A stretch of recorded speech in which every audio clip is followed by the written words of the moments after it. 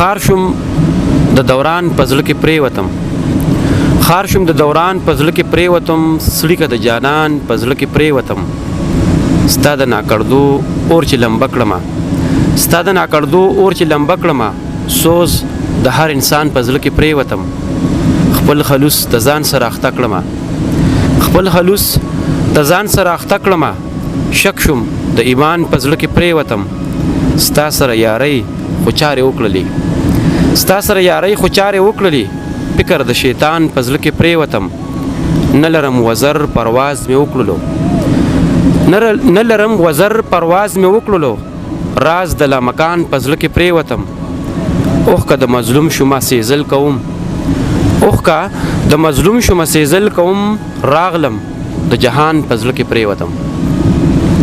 السلام علیکم ګرانو مینوالو، تلاوت خان بیتاب یو ځل بیا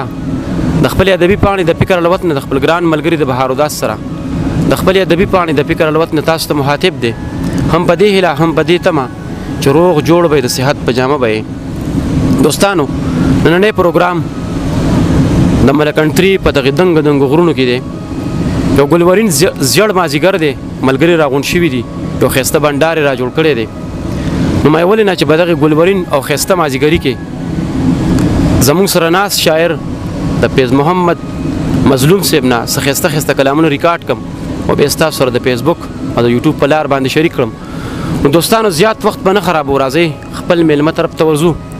سرجي پروګرام کې ته په خیر راغلی او ستړي مو شوی یم. ډېره مننه تلاوت خان بیتاب صاحب. زه خو د ټولو ناول ستاسو او ستاسو د ټول ټیم او ستاسو د پیج کې چې کوم چارواک دي د هغې د ټولو د زړه له تله مننه کوم چې په دې سره ګرمۍ کې زما خواله راغلی او ناستیم جوړ کو او یو بنډار جوړ شو. په دې کې به چې دی نو مونږ خپل شعرونه به تاسو ته وایم او ستاسو ډېره مننه. مظلوم صاحب ستاسو هم ډېره زیاته مننه چې تاسو دغه خپل قیمتي وخت مونږ ته راوبخو او زموږ سره مو دغه مرکه را جوړه کړه. ډېر مینوال به په دغه ښه باندې داسې یي تاسو به ییني چې ستاسو نه به معرفي، خو بعضې مینوال به داسې او بیا خاص کر د فکر د الوت زموږ ملګري به داسې چې هغه به ستاسو نه معرفي ني، نو خپله لنډه شان پیژندګلو د هغوی سره وکئ. جی زما نوم فیض محمد دی او مظلوم مې ادبي نوم دی او د ډېر وخت نه چې کوم دی نو شاعري کوم. تقریبا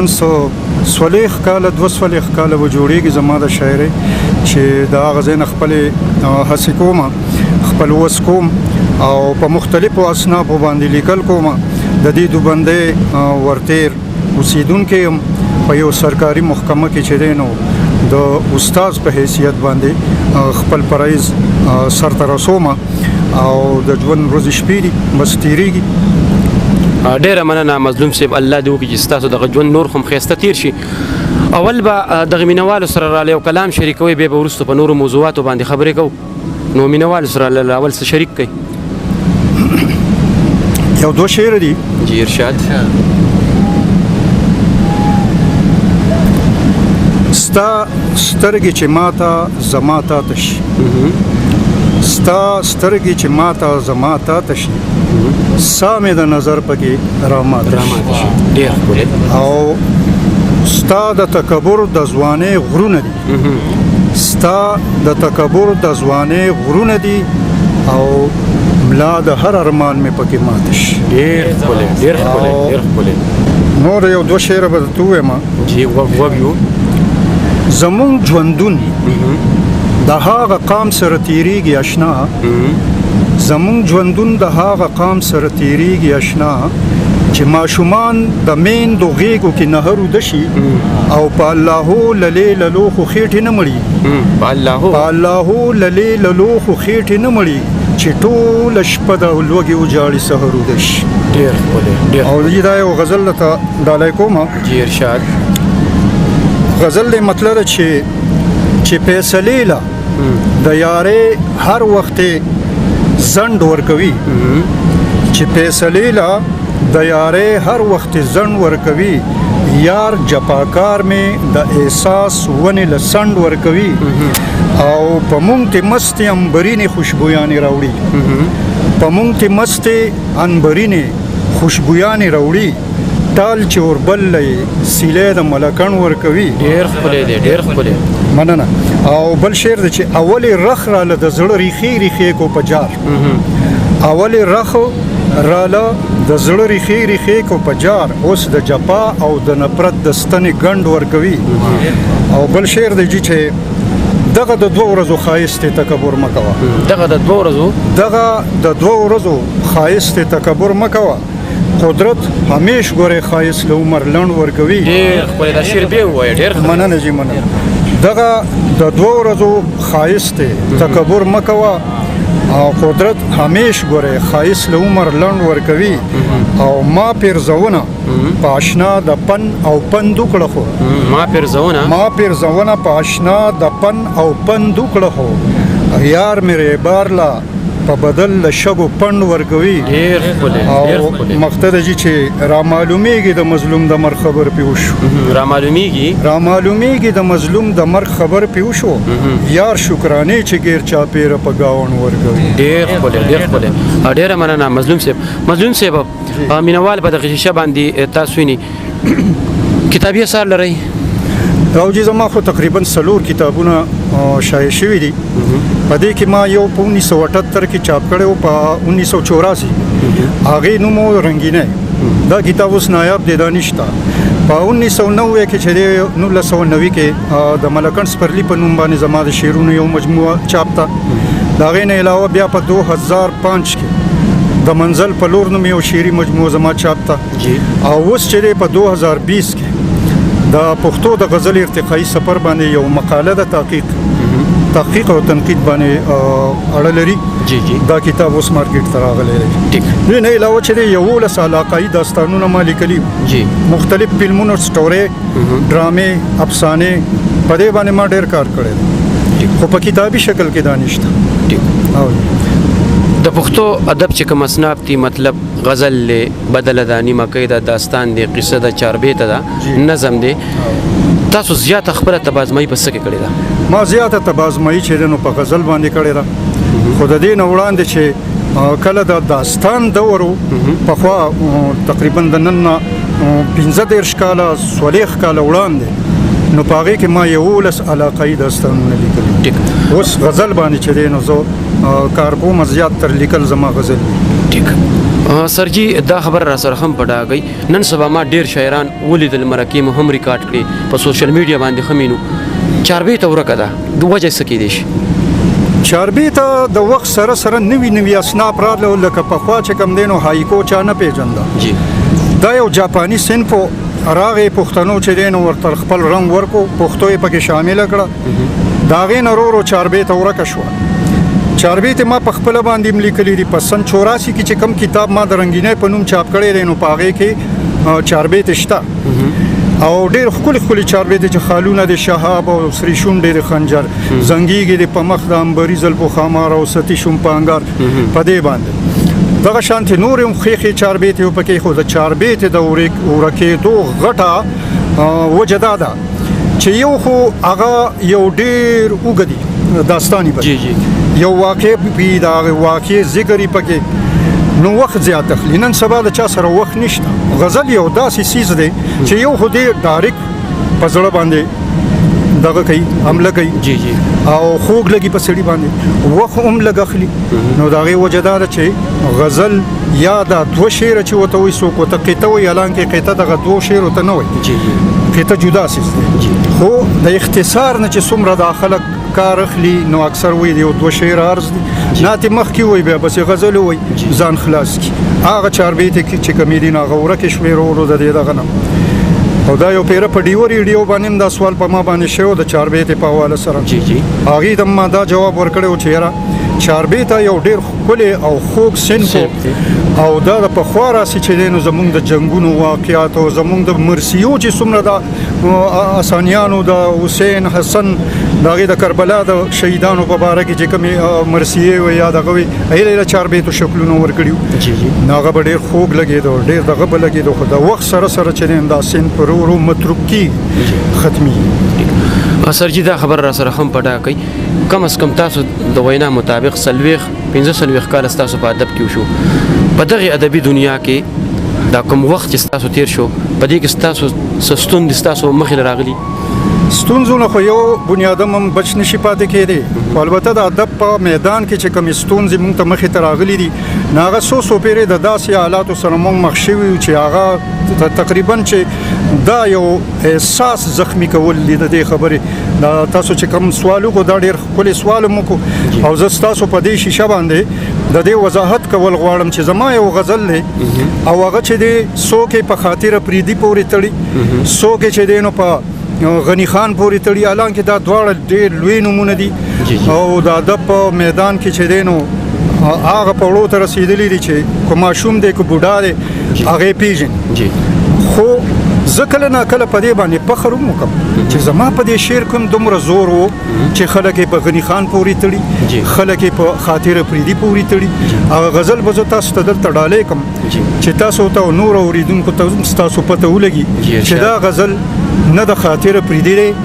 نه د غنی خان دی، بلکې دا زما فیض محمد مظلوم غزل دی او د منزل په لور کم کتاب چې زما په 2005 کې چاپ شوی په هغې کې په 44 صفحه باندې دا غزل موجود دی. نو غزل زه تاسو ته وړاندې کوم. د غزل مطلب چې صبر سکون او اطمینان میں بیلو، صبر سکون، صبر سکون او اطمینان میں بیلو، جانان میں وګټو خزان میں بیل. او شعر دی چې سپ کمزر په جوارګرو پیښ شو، سپ کمزر په جوارګرو پیښ شوم، ځان مې په بیلو خو ارزان مې بیل. ډېر او بل شعر دی په شیخ مې اوسکل په خندا یې ووې، په شیخ مې اوسکل په خندا یې ووې، لذت ډیر دی خو ایمان مې بیل. واه دا شعر بیا ووایه، ډېر ښه دی. په شیخ مې اوسکل په خندا یې ووې، لذت ډیر دی خو ایمان مې بیلو. او سمې حاصل کړل د اشنا د کوڅې، سمې حاصل کړل د اشنا د کوڅې، دیدن مې وکړو خو ګریوان مې بیلو. او وړاندې شعر دی چې د سو رنگینو شان لمحو په لالچ، د سو رنگینو شان لمحو په لالچ، سم عبادتو په شیطان مې بیلو. ډېر ښکلی، ډېر ښکلی. مننه جی. او بل شعر دی چې کلک لکه غرو د جلال زړګې، کلک لکه غرو د جلال نه زړګې، چې را مسکې شو په جانان مې بیلو. ډېر ښکلی. او بل شعر دی اوس پکې عکس د رقیبانو ښکاري، اوس پکې عکس د رقیبانو ښکاري، ستا د ککو پښتونستان مې بیلو. او مقصد جی چې سچ غټې سبب بیلې مظلومه، سچ غټې سبب بیلې مظلومه، منزل مې وګټو کاروان مې بیلو. ډېر ښکلی، ډېر ښکلی. سرجي داسې کلامونه ستاسو شته چې یو ګلوکار په سور او تال کې ویلي؟ جی او داسې زما خو اول خو ما وختي د داستانونو ذکر وکړو که نه، نو دغه 11 داستانونه خو د مختلفو فنکارانو ویلي وو، ګلوکارانو ویلو په کیسټو کې. نن سبا جدید دور دی د غزل، نو غزل کې چې کوم دی ما نظمونه زیات لیکلي دي، خو بیا هم غزل الماس خان خلیل چې کوم ویل ستا د اوربل له خوشبویونه لوګې، چې ته زما شوې د سلګونه لوګې، په دغه کلي کې چا هېڅ ونه وې بس خو راخیږي د زړګونه لوګې. او چې مې زخمونه په خندا ښکلوي، چې مې زخمونه په خندا ښکلوي، د هغه سترګو د چړو نه لوګې. نو دا قسم دا غزل چې کوم دی د الماس خان خلیل ویلی دی. بل هغه چې کوم زما یو نظم ویلی و په د دماکو، کله چې به دماکې زیاتې په پښتونخوا کې کېدې، نو په 13 اګست